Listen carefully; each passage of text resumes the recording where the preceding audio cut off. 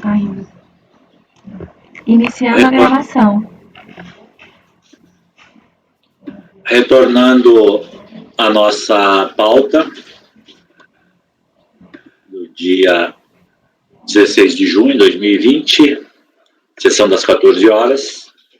Temos o próximo item 43, relator Paulo Henrique, administradora PMV. Também é um processo paradigma, que vai repercutir nos itens 44, 45 e 46 da pauta dessa sessão, e 47 da pauta dessa sessão.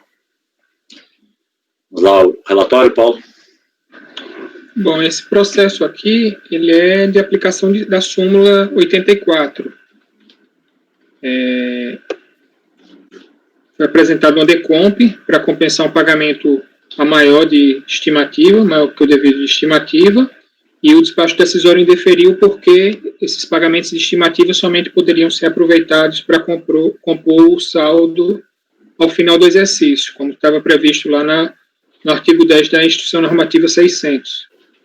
Então, o contribuinte apresentou manifestação de conformidade, alegando erro no preenchimento dos valores, e a decisão de primeira instância negou provimento, e se embasando também no artigo 10 da IN 460 de 2004, ou seja, o mesmo fundamento. Tá? Então, após a ciência, foi apresentado recurso voluntário, no qual ele defende o direito de compensar esse pagamento indevido ao maior. Né? Então, eu estou aplicando diretamente a súmula 84, reconhecendo a possibilidade da compensação e dando provimento parcial para que o processo retorne à DRF para afastar desse óbice e prosseguir na análise do direito creditório. Não sei se o Cléucio você está chegando agora, não sei se você teve conhecimento das súmulas aí, né, que existem do CAF, mas existe essa súmula 84, que é justamente esse entendimento, né, de que os pagamentos indevidos, eles não apenas podem ser levados ao final do exercício, mas se for de fato, porque ordinariamente ele vai ser levado ao final do exercício, mas se for um pagamento de fato a maior do que o devido na estimativa, desde aquele momento ele já constitui um indébito, né? Então ele já pode ser objeto de declaração de compensação. O Cléucio tinha me falado que trabalha, ele é professor, então ele estuda essas súmulas do CAF, utiliza nas suas aulas, né?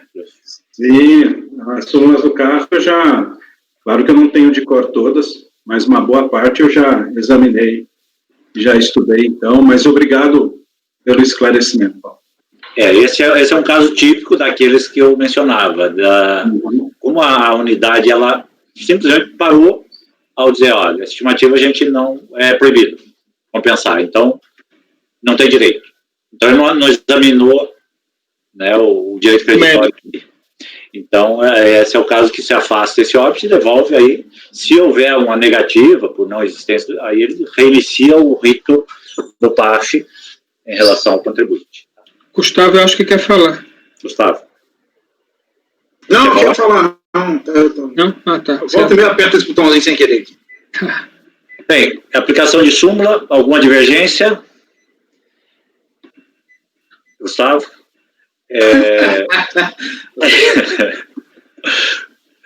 Depois a gente explica para o Cléucio lá no tour. Por unanimidade de votos, dá provimento parcial ao recurso para afastar o óbice e determinar o retorno dos autos à unidade de origem para a continuidade de análise do direito creditório, nos termos do relatório e voto. Esse é o item 43, repercutindo nos itens 44 a 47 da pauta, como já dito anteriormente. Gente, só um pequeno ajuste do relator, Paulo. Pois não. Meu nome, você colocou aqui no voto, no acórdão, com acento, mas não tem, embora se pronuncie. Tá. É só uma pequena retificação.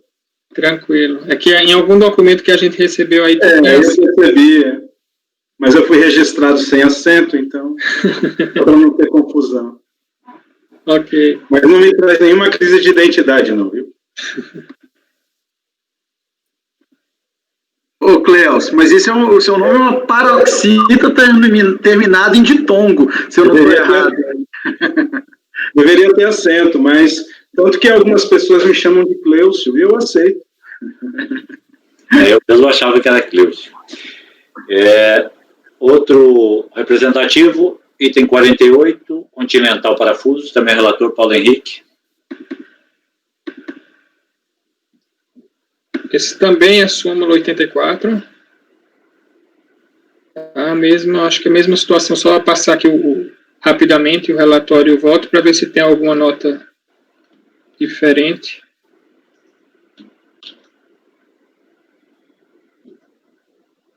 Esse a DRJ só falou na questão da inexistência de liquidez.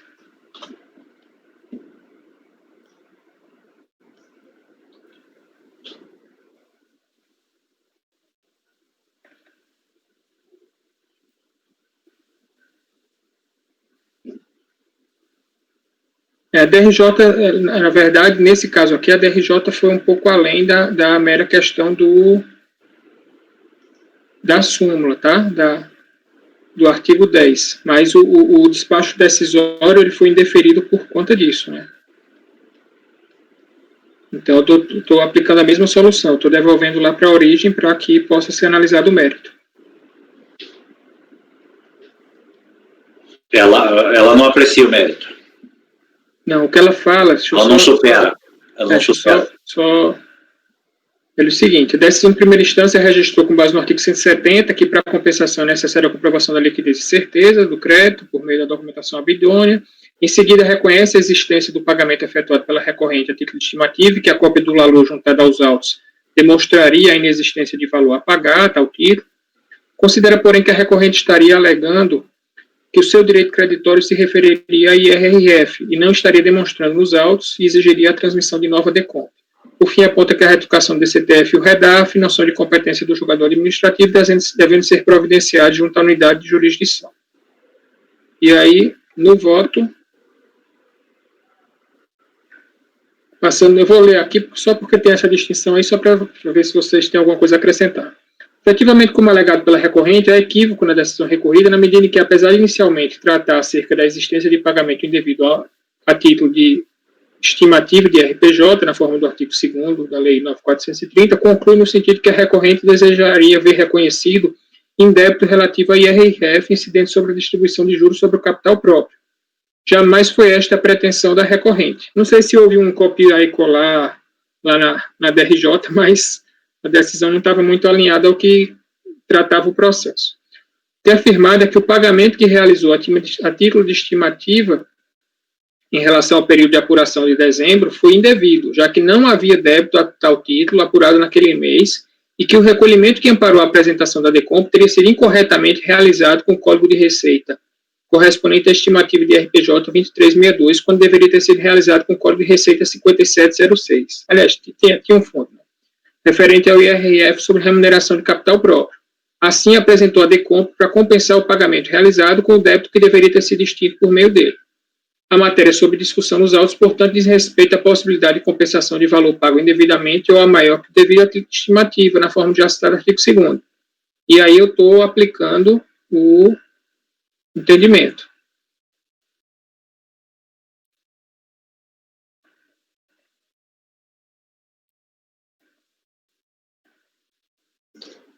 Paulo, não é o caso, não existe elementos para, no caso, dar provimento direto. Não. Não, você não teria segurança para dar provimento direto. Não.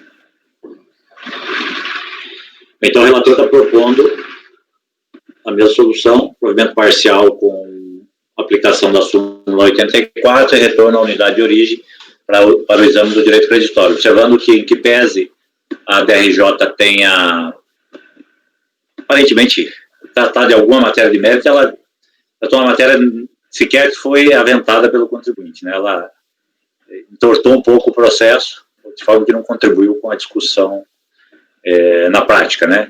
Continuou sem análise concreta o direito creditório, pelo que eu entendi. Gustavo, você escorregou a mão na coisa ou quer falar mesmo? Não, agora eu quero falar mesmo, presidente. É só uma dúvida, Paulinho. Ele, além dele ter trazido esse argumento estranho, ele decidiu a questão da estimativa. Ele falou também que a estimativa não poderia ser objeto de compensação, não, né? Seria contraditório. Ele falou que não é estimativa, era IRR. Na DRJ? É. E, Gustavo, só um instante para eu dar uma olhada aqui no processo. É só porque é o seguinte, para mim, um acordo do DRJ, em outro caso, ele é nulo.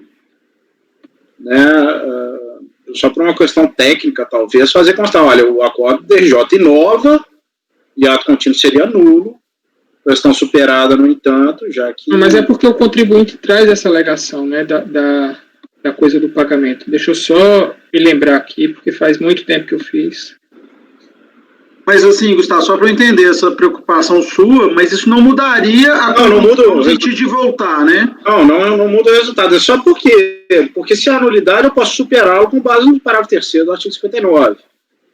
Né? É porque fica parecendo que eu estou reformando o acordo num ponto que ele não decidiu, é só uma questão, vamos lá, cosmética, mas é... Uhum. Tá, deixa eu só verificar aqui.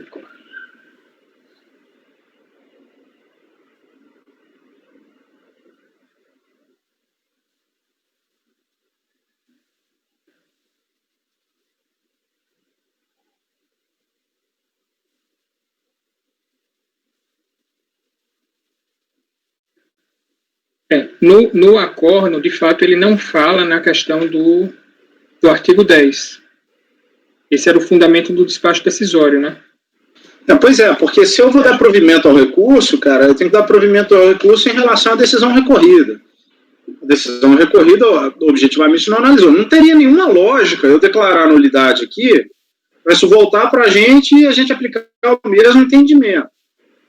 Então, o que eu acho que seria prudente fazer aqui, olha, o acordo recorrido é nulo, porque inovou a matéria, ou trouxe uma matéria totalmente estranha para o processo, e, portanto, não enfrentou a discussão proposta na manifestação de conformidade em clara e absoluta violação ao direito de ampla defesa, fica na hipótese do inciso 259, mas, como existe uma questão de mérito já decidida na unidade de origem e que pode resultar em benefício do contribuinte, vota por dar provimento parcial a fim de, com base no 59, parágrafo 3º, a fim de que a questão seja solucionada.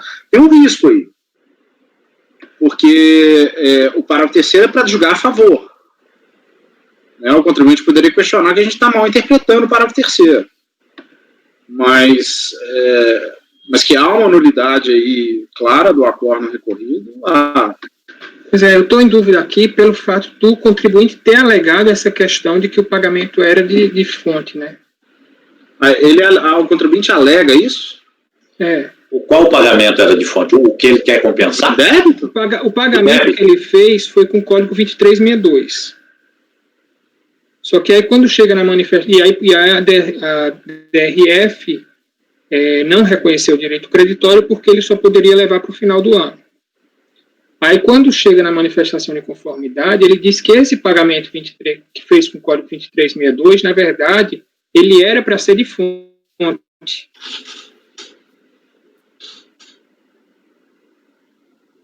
Mas esse é o crédito que ele está compensando? Isso.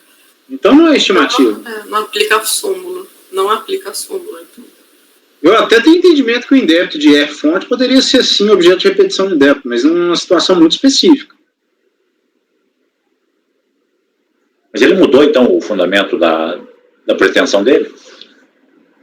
Ele mudou, na verdade, é o mesmo pagamento, só que na DECOMP, ele, por ter recolhido com o código de estimativa, foi tratado como estimativa.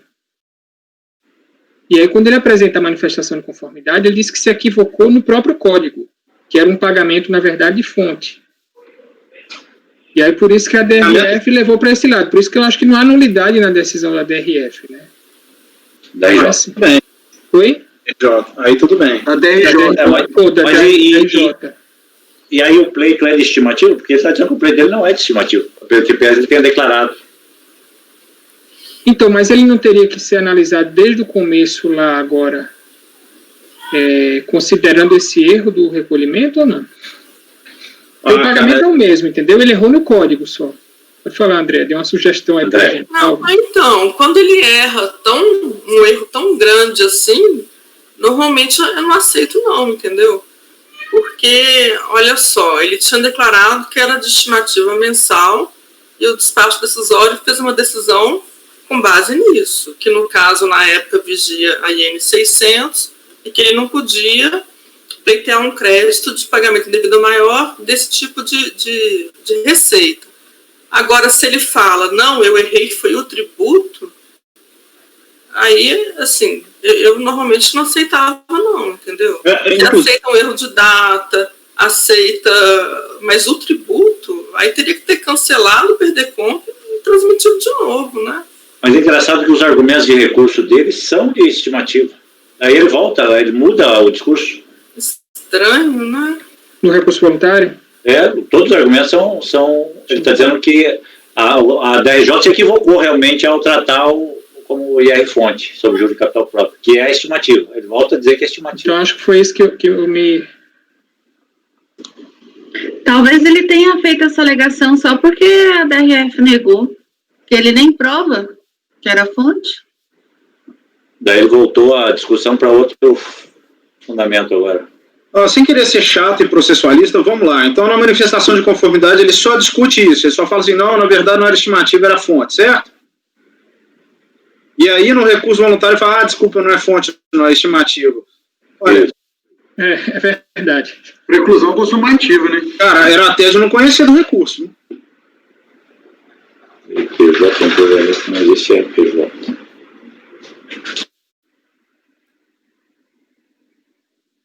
Porque a manifestação de conformidade dele é verdade, ela não é a primeira manifestação dele nos autos. A primeira manifestação é a PDComp. A PDComp fala em estimativa. Ele muda a natureza do crédito. Na manifestação de conformidade. Fala, não, desculpa, não era isso. E aí a DRJ vai e analisa a questão sobre o prisma e ele traz. E aí ele vem e traz outro argumento, inova de novo, preclusão. O problema aqui, se você olhar as alegações da impugnação, também ele mistura as duas coisas.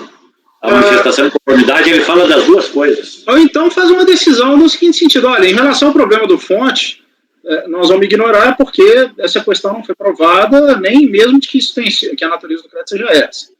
Quanto à possibilidade estimativa, devolve-se os autos à unidade de origem como proposto pelo Flávio Paulo. Eu só acho que teria que haver uma manifestação, Paulinho, não sei se você concorda, nesse sentido, pelo menos para afastar esse argumento. Acho que isso aqui não. Podia passar o largo disso, viu? Deixar do jeito que está e a DRF que aprecie da forma como... É porque fica muito estranho. Como foi declarada. Fica muito estranho, porque em princípio eu tinha achado que haveria uma nulidade do acordo da DJ. Não há. Não há porque ele levou essa coisa maluca lá na manifestação de conformidade. Se ele na manifestação, desculpa, eu não abri, tá? Mas se na manifestação de conformidade ele argumentou os dois, ele falou que era estimativa e era fonte, vamos lá, você tem uma regra processual no CPC que é muito clara, no sentido de que, olha, se da descrição dos fatos não decorrer logicamente o pedido é inepto. Isso é um caso claro de inépcia de pedido. Porque os pedidos que ele deduz são contraditórios entre si. Eu não posso sustentar que é estimativa e que é fonte ao mesmo tempo, nem como pedido sucessivo. Na verdade, ele fala em fonte, ele faz uma confusão, mas ele fala em fonte, mas dá a entender que é estimativa, porque ele fala, além disso, tal recolhimento se deu de forma equivocada pela empresa, uma vez que foi recolhido como estimativa mensal, sendo que, na realidade, o pagamento, que é escopo da compensação indeferida, tinha por finalidade principal o pagamento do IRRF da distribuição de juros sobre capital próprio, que teve efeito na apuração do lucro real de dezembro de 2006, e, consequentemente, não geraria imposto a pagar de RPJ e CSLL no referido mês. Como se pode verificar, da RPJ 2007, a empresa demonstrou inequivocamente que não houve RPJ e CSLL a recolher na apuração de dezembro de 2006. Faz uma confusão aí, Depois ele fala em saldo negativo no final e tal.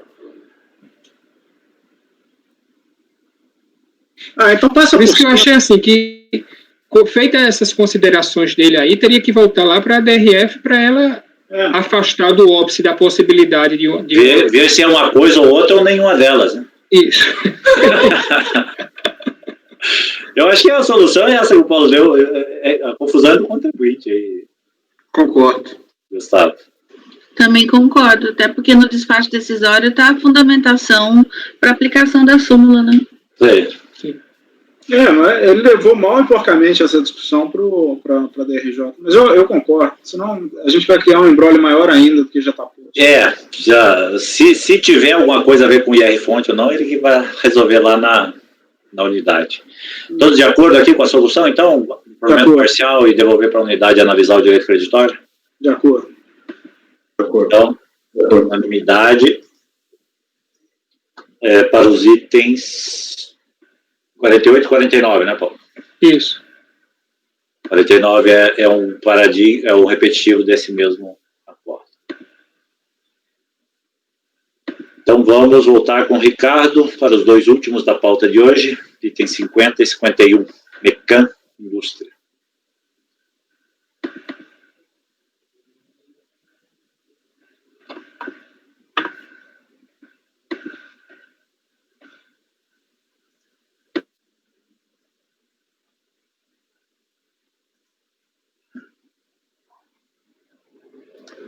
Aqui, na verdade, Mecan foi sucedida pela Orgel.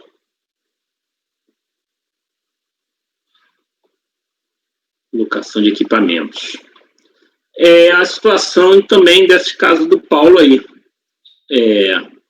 que nós tivemos as duas últimas aí.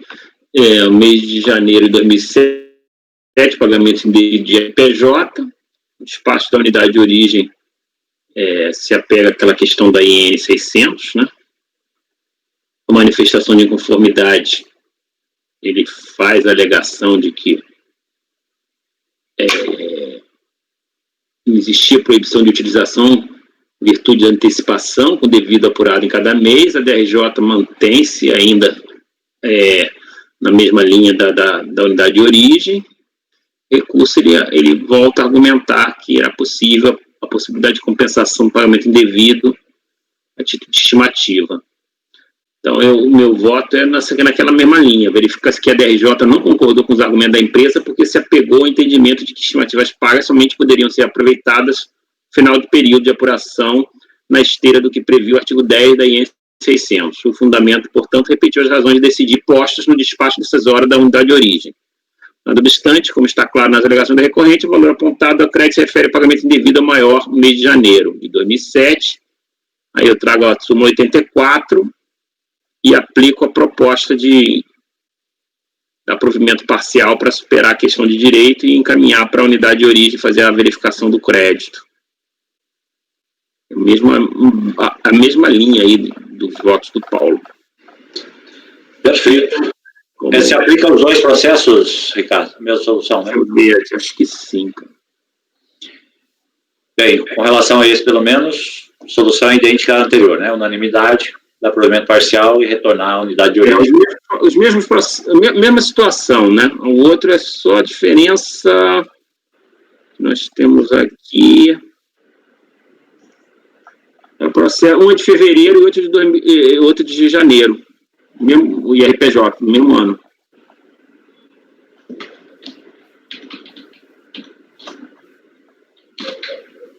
Beleza. Bem, então, itens 50 e 51, por unanimidade, dá provimento parcial ao recurso para afastar o óbice a compensação das estimativas e determinar o retorno dos autos à unidade de origem para a continuidade da análise do direito creditório nos termos do relatório e voto do relator. Dito isto, nós concluímos a pauta desta sessão das 14 horas e podemos encerrar os trabalhos por hoje, na medida em que a antecipação de sessão ficou restrita às do mesmo dia. Então, nós não temos como antecipar o início dos trabalhos do dia da manhã. Alguma observação antes de encerrarmos a gravação? Só dizer Perdão, Cleus, para mandar uma pizza vovó para mim aqui no Belo Horizonte. Não, só para ele não se acostumar e não achar que isso é o normal, né? Normalmente a gente sairia 8h30 da noite lá do caixa. Mas agora vai ser o novo normal. Pois é. Eu vou pedir, então, para encerrar a gravação, né, o apoio, agradecer o trabalho da Tainá, nossa colaboradora. Encerrando a gravação.